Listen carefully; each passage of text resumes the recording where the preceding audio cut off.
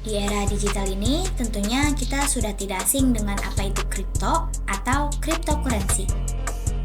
Saat ini, cryptocurrency menjadi suatu hal yang tidak dapat dipisahkan dari sebuah teknologi yang dikenal dengan teknologi blockchain.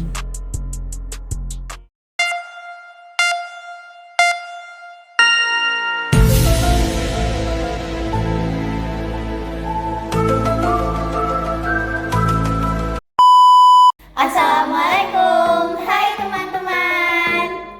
Perkenalkan, kami dari kelompok 3A Teknik Lingkungan Universitas Singapura Bangsa Karawang akan membahas mengenai kriteria seleksi aplikasi blockchain. Sebelum itu, kami akan memperkenalkan diri terlebih dahulu. Perkenalkan, nama saya Auni Putri Ardani dengan NPM 221461270011. Nama saya Bina Ardani Putri dengan NPM 22101312700023. Nama saya Hana Syafana Bilah dengan NPM 221063127029. Selamat menyaksikan!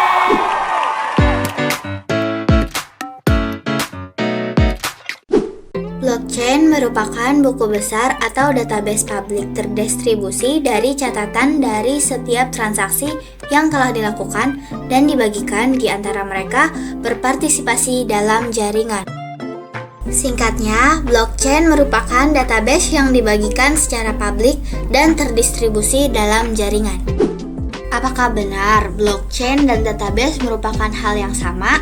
Hal ini dikarenakan pada blockchain tidak ada peserta atau pengguna sebagai individu yang dapat mengubah data apapun di dalam blockchain tanpa persetujuan dari pengguna lain atau peserta. Secara menyeluruh, database dan blockchain adalah teknologi yang memiliki perbedaan utama dalam struktur penggunaan dan cara kerja. Namun, apabila kita menelusuri lebih jauh, blockchain dan database merupakan dua hal yang berbeda seperti pada slide berikut.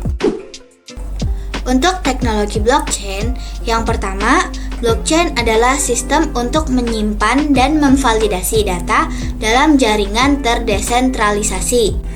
Yang kedua, blockchain adalah sistem terdesentralisasi di mana data disimpan dalam banyak node atau komputer yang berbeda dan dipastikan keautentikan data dengan mekanisme konsensus yang kuat. Yang ketiga, blockchain tidak dapat dimodifikasi karena setiap blok dalam blockchain memiliki tanda tangan digital unik yang menjamin integritas dan autentikasi data. Dan yang terakhir, blockchain digunakan dalam transaksi keuangan dan cryptocurrency. Selanjutnya, untuk teknologi database. Yang pertama, database adalah sistem untuk menyimpan dan mengelola data dalam struktur terorganisir. 2. Database digunakan secara terpusat, yaitu data disimpan dalam satu lokasi dan diakses oleh beberapa pengguna. Ketiga, database dapat dimodifikasi oleh pengguna yang memiliki akses ke database. Dan yang terakhir, biasanya digunakan untuk menyimpan data transaksi perusahaan atau organisasi. Selanjutnya, masuk ke bagian dari karakteristik blockchain. Yang pertama, tidak bisa diubah atau immutable. Jadi, data transaksi yang masuk ke dalam blockchain berbentuk blok. Setiap data terlindung oleh kode unik berupa kode acak atau enkripsi hasil sistem kriptografi. Selain itu, struktur pada blockchain dirancang sebagai jaringan terdistribusi dari node komputer di mana masing-masing salah satu node ini menyimpan salinan dari seluruh rantai. Oleh karena itu, sistem ini menyebabkan pengubahan data tidak bisa dilakukan oleh siapapun dan membuat tingkat keamanan meningkat. Yang kedua, hanya bisa ditambahkan. Maksudnya, sistem blockchain hanya bisa melakukan penambahan data sehingga sistem lebih aman. Setiap data dalam sistem teknologi blockchain bersifat abadi dan tidak bisa diubah karena sistem desentralisasi, di mana peserta dihubungkan bersama di tempat pasar yang kemudian mereka dapat melakukan transaksi dan pengalihan kepemilikan aset berharga di antara mereka secara transparan tanpa bantuan dari mediator pihak ketiga. Yang ketiga, ledger atau distributed ledger technology. Distributed ledger technology merupakan sistem digital yang menjadikan data berbasis desentralisasi menjadi lebih aman karena tersimpan menggunakan kriptografi di mana data transaksi telah ada pada waktu tertentu di blok. Selain itu, karena setiap blok dalam rantai bersifat informasi tentang blok sebelumnya, maka sejarah, posisi, dan kepemilikan setiap blok secara otomatis diautentikasi dan tidak dapat diubah. Pembahasan selanjutnya yaitu mengenai implementasi blockchain pada kehidupan. Yang pertama yaitu implementasi blockchain pada layanan keuangan. Lembaga di sektor jasa keuangan menggunakan teknologi blockchain sebagai alternatif pendekatan untuk melakukan transaksi, di mana dengan adanya teknologi blockchain maka bank akan menyelamatkan 20 miliar dolar dari penghapusan agen perwalian terpusat. Hal ini sesuai dengan karakteristik blockchain, yaitu desentralisasi. Blockchain memfasilitasi proses pengecekan kelayakan kredit yang dapat menghasilkan pengurangan ketersinggungan dan peningkatan transparansi. Selain itu, dengan blockchain maka masing-masing lembaga keuangan dapat memelihara registernya sendiri yang dimana sesuai dengan karakteristik blockchain yaitu immutable atau tidak bisa diubah.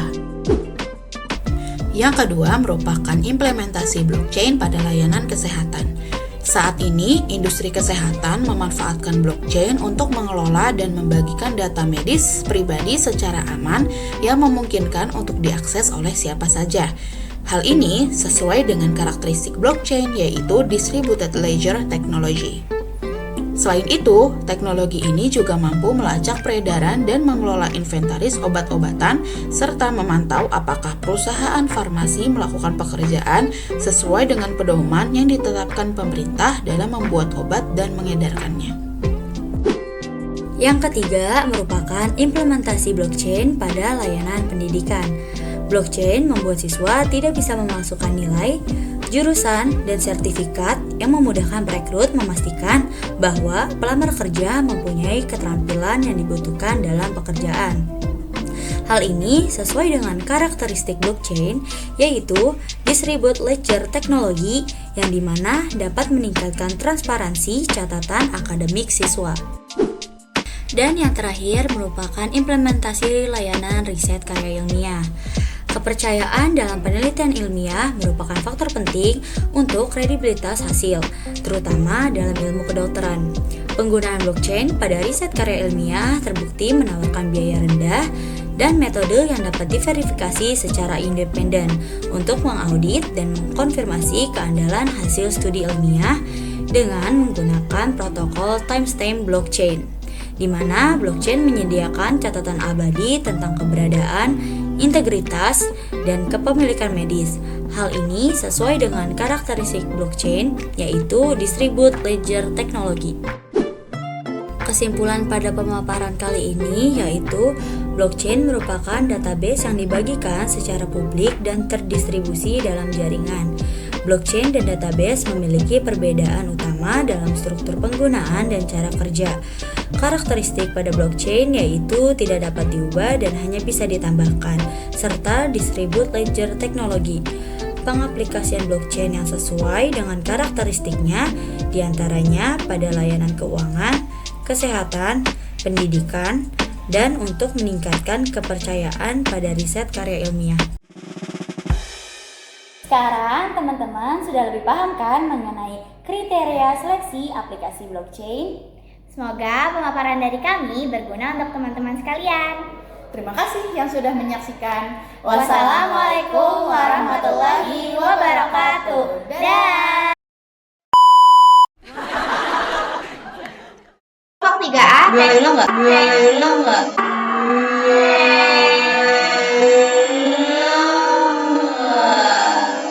Bombastic side-eye, criminal offensive side-eye.